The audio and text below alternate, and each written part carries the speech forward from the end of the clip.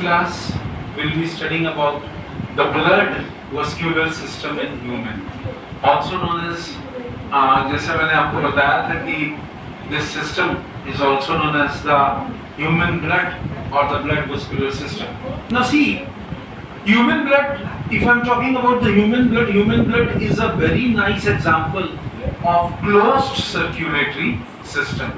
As I told you, human blood is a very nice example of closed circulatory system, and obviously in closed circulatory system we have the involvement of the heart, we have the involvement of the lymph, और मैंने आपको जैसे बताया था कि we have the blood vessels, and these blood vessels are arteries, veins and capillaries. मैं सबसे पहले ह्यूमन ब्लड की बात करूंगा, क्योंकि ह्यूमन ब्लड को हम ब्लड नहीं बोलते, हम उसको फ्लूइड नहीं बोलते, ह्यूमन ब्लड को हम कनेक्टिव टिश्यू बोलते हैं. Human blood is commonly called to be as a connective tissue. And blood, देखो हम सब जानते हैं कि ब्लड मेन सर्कुलेटरी मीडियम है हमारी बॉडी में, एंड दैट इज व्हाई, क्योंकि ब्लड हर जगह न्यूट्रिएंट को, विटामिन्स को, हार्मोन्स को, ऐसे बहुत सारी चीजों को हर सेल तक पहुंचाने का काम करता है. And that is the reason that human blood is considered as liquid connective tissue. That is one of the reason that human blood is considered as a liquid connective tissue. Clear? क्योंकि ये liquid connective tissue हम इसलिए भी बोलते हैं because इसमें बहुत सारे changes हो सकते हैं. It can undergo a lot of changes. Is this clear? किस तरह के changes होते हैं? There are a lot of metabolic changes that go on inside along with the blood. और मैं आपको पहले ही बताया था कि हमारा blood जो है वो बहुत सारे numerous functions perform करता है. And because our blood it performs numerous functions, that is why our human blood is known to be seat of the soul. मतलब हमारा शरीर अगर एक लिविंग सब्सटेंस है तो उसकी आत्मा जो है वो हमारा ब्लड है. ठीक है. इसके अलावा अगर मैंने आपको बताया कि हम इसको कनेक्टिव टिश्यू बोलते हैं ह्यूमन ब्लड को, but let me tell you कि blood is the softest tissue of our body. Human blood is the softest tissue of our body. Clear?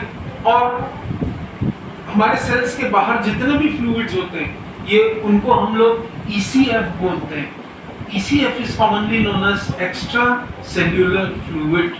What is it is known as ECF or extracellular fluid. So this ECF is commonly known as the extracellular fluid. ठीक है. और हमारा extracellular fluid blood जो है, human blood जो है, it forms around 30 to 40%, 35%. ये extra cellular fluid जो ब्लड है हमारा, दैट इज 30 to 35%. ये चीज हमको मोस्टली याद रखनी है. क्लियर? अब मैंने उस दिन पूछा था और बताया भी था आपको कि एक एवरेज एडल्ट में 4 से 6 लीटर ब्लड होता है. In an average adult we have around 4 to 6 litres of blood in an average adult. जैसा मैंने आपको बताया था इसके बारे में, ब्लड हमारी बॉडी का 6 से 10%, ब्लड हमारी बॉडी का 6 से 10% बॉडी वेट कंप्राइज करता है. So blood it forms 6 to 10% of the total body weight. How much? 6 to 10% of the total body weight of our body. Clear? अब थोड़ा सा ब्लड के बारे में और एक चीज देखेंगे. मैंने उस दिन बताया था the specific gravity of our blood is 1.05 to 1.06. It is slightly alkaline in nature. Our human blood is slightly alkaline in nature, red in colour. Clear? और हमारा ब्लड एक्चुअली सिंपल भाषा में सुने तो हमारा ब्लड आता कहाँ से? Our blood is derived from embryonic mesoderm. अगर आप देखेंगे तो हमारा जो ब्लड है वो एम्ब्रियोनिक मीजोडर्म से डेवलप होता है. अब ब्लड के दो मेन कंपोनेंट्स होते हैं. If you will see there are two main components of the blood. And what are these two main components of the blood? Let us see to that. The human blood, if you see, it has two main components. And what are these two main components of human blood? If you can see, तो सबसे पहले component की बात करते हैं. You will find fluid plasma, and second one is blood cells. The first one is what? It is the fluid plasma, and the second one is what you rightly call as the blood cells.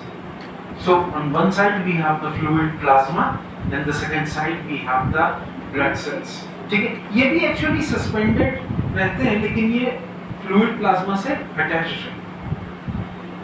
अगर plasma की मैं सबसे पहले बात करूं तो 50% हमारा जो 55% आई should say 55% of our blood contains fluid plasma. तो हमारे ब्लड का 55% क्या है? एक्चुअली फ्लूइड प्लाज्मा है हमारे ब्लड वॉल्यूम का. Clear?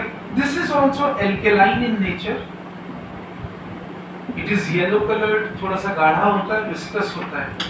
It is yellow coloured, viscous and alkaline in nature, as we all know. Clear? Plasma में अगर आप देखेंगे तो 91 to 92% वाटर होता है. The fluid plasma, it has 91 to 92% water. Clear? And along with that, अगर आप देखेंगे 7.0% protein. 7.0% plasma contains proteins. And along with 7.0%, you will find 0.9% inorganic constituents. 0.9 inorganic constituents. That is also present in our plasma, जैसे मैंने इसके बारे में बताया था. क्लियर? और इसमें याद रखेंगे that in our fluid plasma 0.1% it contains glucose. How much it contains? 0.1% glucose. So this is the composition of our fluid plasma, one of the important component which is found in our blood. इसके बाद हम थोड़ा सा आगे जाएंगे और दो और तरह के कंपोनेंट जो प्लाज्मा में प्रेजेंट है. यू विल फाइंड कि प्लाज्मा में कुछ इनऑर्गेनिक कंपोनेंट्स भी प्रेजेंट है. In plasma we have certain inorganic components also present. In the plasma we have certain inorganic components also present. और वो कौन कौन से इनऑर्गेनिक कंपोनेंट्स हैं? Chloride, bicarbonate, phosphates, chloride, bicarbonate, phosphates and sulfates. So chloride, bicarbonate, phosphate and sulfates. These all are also the component which are present in our inorganic component of the blood. Clear? Right? कुछ amount of देखा गया plasma में iron, phosphorus और iodine भी देखने के लिए मिला है. ठीक है. अच्छा, मैं आयोडीन के नाम पे बात आई तो एक बात बता देता हूँ कि आपको पता है कि आज हम टीवी में एड्स देखते हैं कि आयोडीन युक्त नमक खाना है. देखते नहीं देखते? लेकिन आपकी जानकारी के लिए मैं बता दूं, 1930 से पहले, 1930 से पहले हमारे देश में ये आयोडीन वाला नमक या सी सॉल्ट नहीं खाया जाता था. हमारे देश में केवल सेंधा नमक, क्लियर, ये रॉक सॉल्ट जो था वो खाया जाता था. तो इस तरीके से इसको लोगों तक पहुंचाया गया और ये बताया गया कि भैया अगर आप सी सॉल्ट नहीं खाओगे तो आपकी बॉडी को पर्याप्त आयोडीन नहीं मिलेगा. तो coming back to the point, जैसे मैंने आपको बताया था कि ये तीन चीजें, आयरन, फास्फोरस और आयोडीन, ये तीनों चीजें आपके ब्लड के लिए बहुत जरूरी है. ठीक है. और सबसे इंपॉर्टेंट आपकी ब्लड में दो और चीजों का होना जरूरी है आपके प्लाज्मा में, कैल्शियम एंड मैग्नीशियम. क्या वो होगा अगर आपके ब्लड में कैल्शियम नहीं होगा तो आपका ब्लड कभी क्लॉट हो ही नहीं सकता। अगर कैल्शियम नहीं है आपकी बॉडी में तो आपका ब्लड कभी क्लॉट नहीं होगा।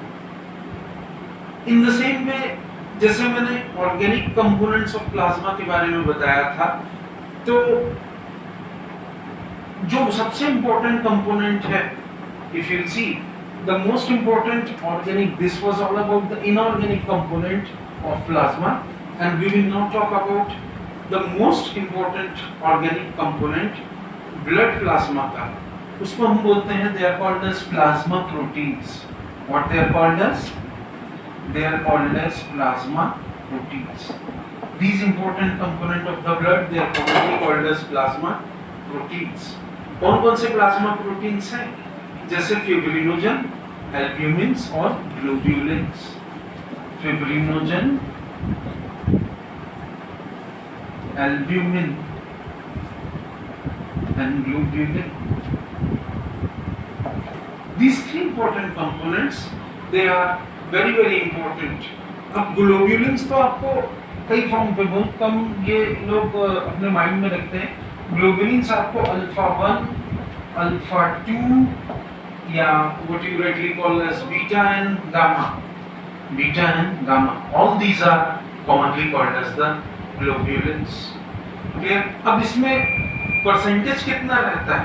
अगर आप 100 ml में देखेंगे तो याद रखेंगे albumin is 4.8, albumin is 4.8, globulin is 2.3, globulin is 2.3 and fibrinogen is 0.3.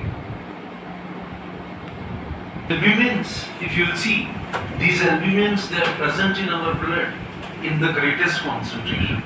तो ये एल्ब्यूमिन सबसे ज़्यादा हमारे ब्लड में प्रेजेंट होते हैं और यही परासरणदार या ऑस्मोटिक कॉन्सेंट्रेशन या प्रेशर को मेंटेन करते हैं आपके ब्लड में। तो एल्ब्यूमिन का मेन काम क्या है? Their main function is to maintain osmotic pressure, clear, in the blood. So their main function is to maintain the osmotic pressure in the blood, clear. अब फिब्रिनोजन सब जानते हैं कि इनके बगैर आपका खून जमेगा नहीं, तो they are responsible for the clotting of the blood. इनके बगैर आपका ब्लड जो है वो क्लॉट होगा नहीं, ठीक है। और ग्लोब्यूलिन्स, असल में हम लोग ग्लोब्यूलिन्स को, these globulins they are called as serum globulins. अगर आप ग्लोब्यूलिन्स को देखेंगे तो ग्लोब्यूलिन्स जो है वो आपकी बॉडी में एंटीबॉडी बनाते हैं, वो आपके ब्लड में दीज डेवलप एंटीबॉडी जो आपकी बॉडी को इन्फेक्शन से बचाते हैं, उनसे लड़ते हैं। तो globulin, they develop what? They develop antibody. What do they develop? They develop antibody inside your blood, आपकी बॉडी में इम्यूनिटी प्रोवाइड करते हैं, क्लियर। अच्छा, ये जितने भी प्लाज्मा प्रोटीन्स हैं ये आपके ब्लड का पीएच भी मेंटेन करते हैं। तो these plasma protein, they maintain the pH of the blood. These plasma protein, they maintain the pH of the blood. Clear? ऐसे तो बहुत सारे प्रोटीन्स हैं और मैं उसके बारे में भी आपसे डिटेल में बात करूंगा। अब इसके बाद नेक्स्ट क्लास में हम लोग आरबीसी, डब्ल्यूबीसी और प्लेटलेट्स के बारे में डिटेल में देखेंगे। Thank you.